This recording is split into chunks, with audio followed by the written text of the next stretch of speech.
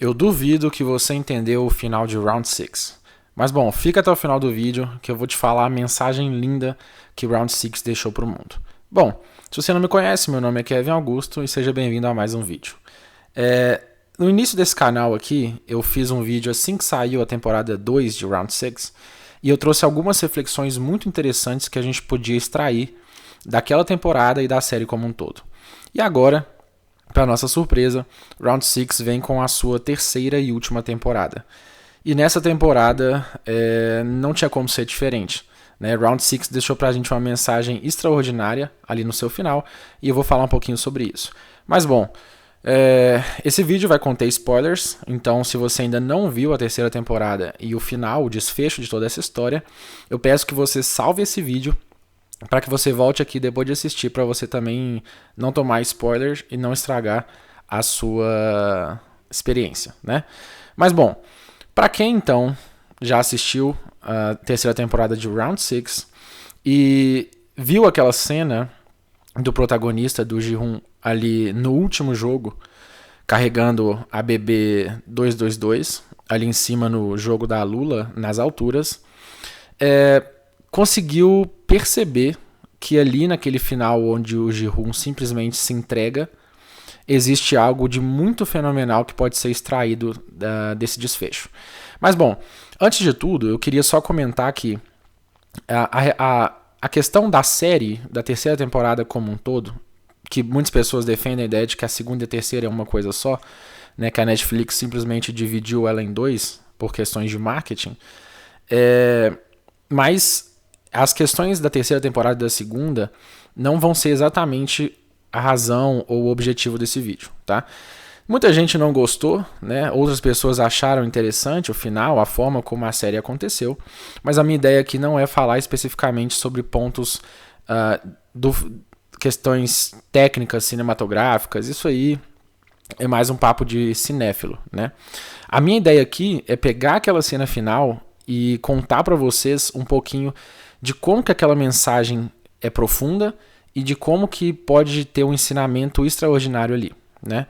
Agora, se os produtores conseguiram passar essa mensagem da melhor forma ou não, fica aí ao seu critério. Então eu peço que, se você assistiu, deixe os comentários aí se você gostou, se você ficou decepcionado ou se foi além das suas expectativas, porque eu gosto dessa interação e eu quero saber de vocês. Mas bom, vamos então para o objetivo desse vídeo. No final da série ali, basicamente, o Ji-hoon ele tá jogando a última etapa do jogo da Lula, lá nas alturas, e a regra do jogo dizia que o jogo só iniciaria quando um dos participantes apertasse o botão central que ficava lá. Bom, como vocês viram, teve uma briga lá entre ele e o outro finalista, entre o Ji-hoon e o outro finalista, e o Ji-hoon com aquela ideia de tentar proteger a todo instante a BB, que foi a promessa então que ele fez para a jogadora 222 antes dela morrer. E bom, como a gente viu, existiu todo um conflito e o outro jogador, mesmo dizendo ser pai daquela criança, não se importou e minimamente quis saber sobre a integridade dela e estava disposto a sacrificar qualquer coisa para poder levar o prêmio para casa. Bom, no último vídeo que eu fiz sobre Round 6, eu trouxe toda essa relação de como as questões de dinheiro afetam o ser humano, não só em uma questão social, cultural como um todo, nessas relações de poder, de dinheiro que a série explora de uma forma extraordinária, principalmente na primeira temporada, e aqui não foi diferente, né? Mostrou tanto que as pessoas elas conseguem ser basicamente hipnotizadas pela ideia de dinheiro, de poder, e acabam se esquecendo daquelas coisas que deveriam ser os valores principais de moral, de ética, e aquilo que o ser humano em si representa, né?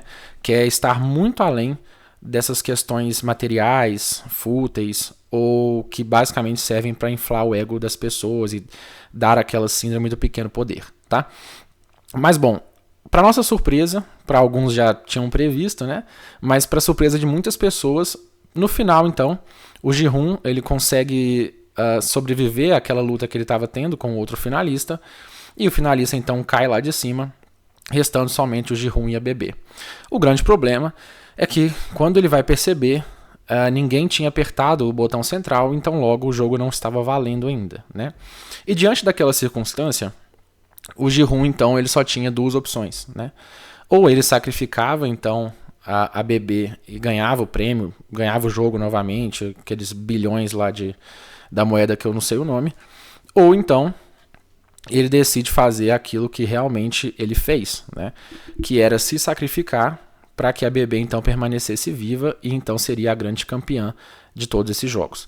O que é mais fenomenal dessa cena é que o diretor, o roteirista, não sei, né? Assim que o Ji-hoon ele olha então para os VIPs que estavam assistindo o jogo e ele deixa como suas últimas palavras e a sua mensagem final que nós não somos cavalos, nós somos seres humanos e seres humanos 3 pontinhos.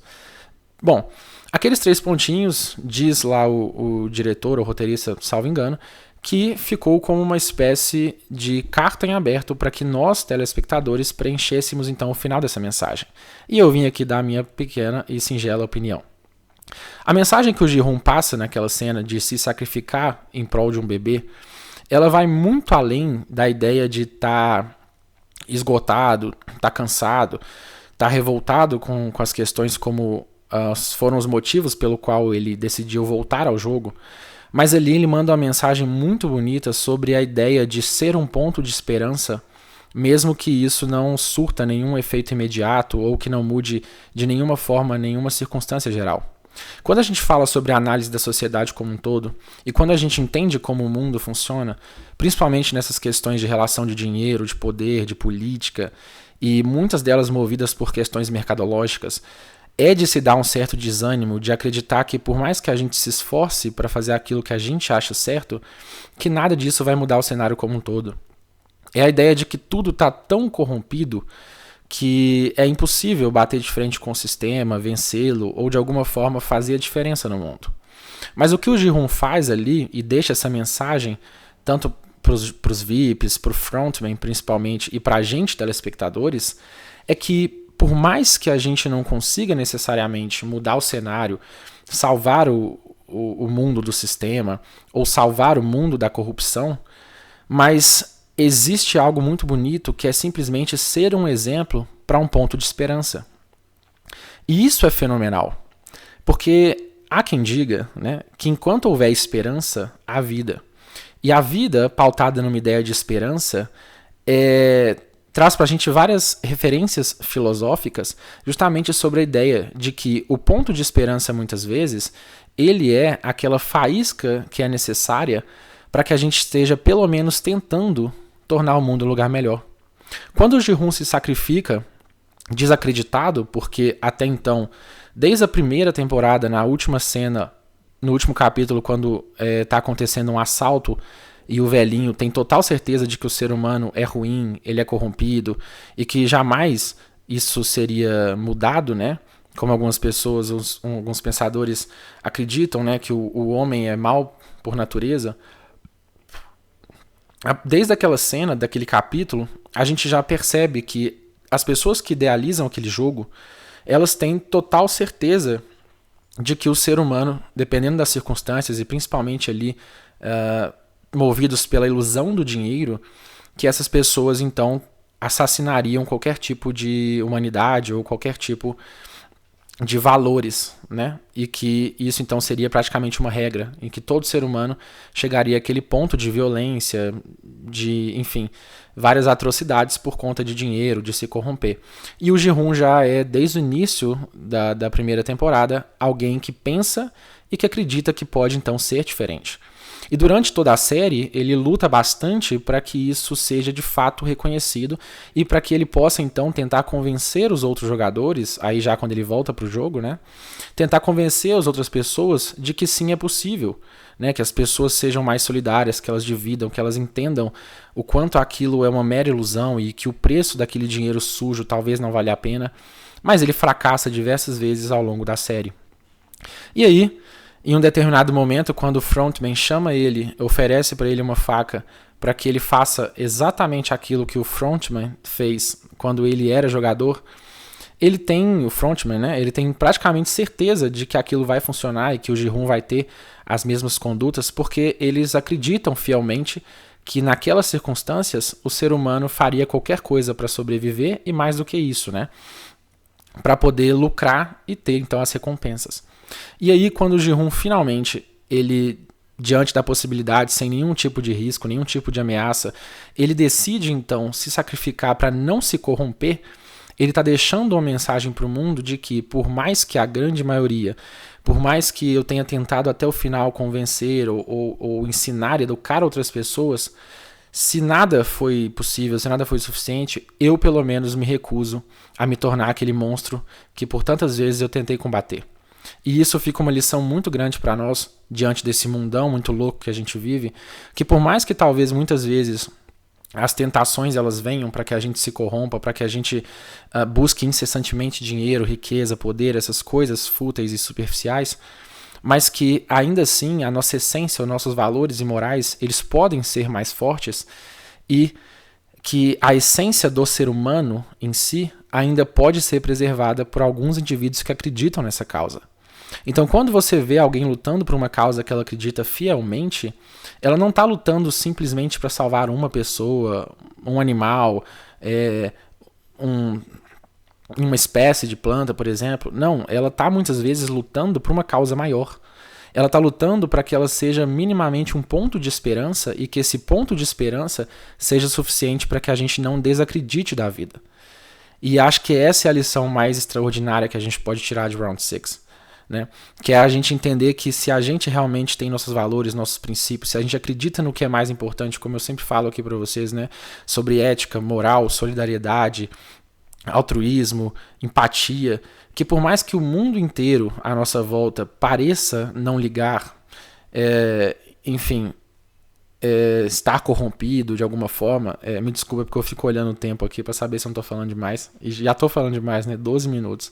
Mas enfim, a mensagem final é essa, é que por mais que a gente muitas vezes sinta que a gente está sozinho, ou que a gente está perdendo uma luta, ou que a gente é simplesmente um ponto sozinho numa luta, mas muitas vezes honrar até o final aquilo que a gente acredita seja a forma mais nobre de preservar não só os nossos princípios e valores, mas também o conceito de humanidade como um todo. Né? Que é para que a gente possa olhar e dizer, olha, eu pelo menos me recuso a me corromper a tal nível a ponto de virar aquilo que eu sempre questionei, que eu sempre condenei e que eu sempre critiquei, tá bom? Então, bom, esse foi mais um vídeo. Eu peço para vocês que, se gostaram, por favor, se inscrevam no canal, deixem o like e comentem, por favor, o que vocês acharam. Essa foi minha pequena contribuição que eu precisei vir aqui dividir com vocês, porque eu achei uma mensagem extraordinária. Então, é isso. Toda a minha gratidão e até o próximo vídeo.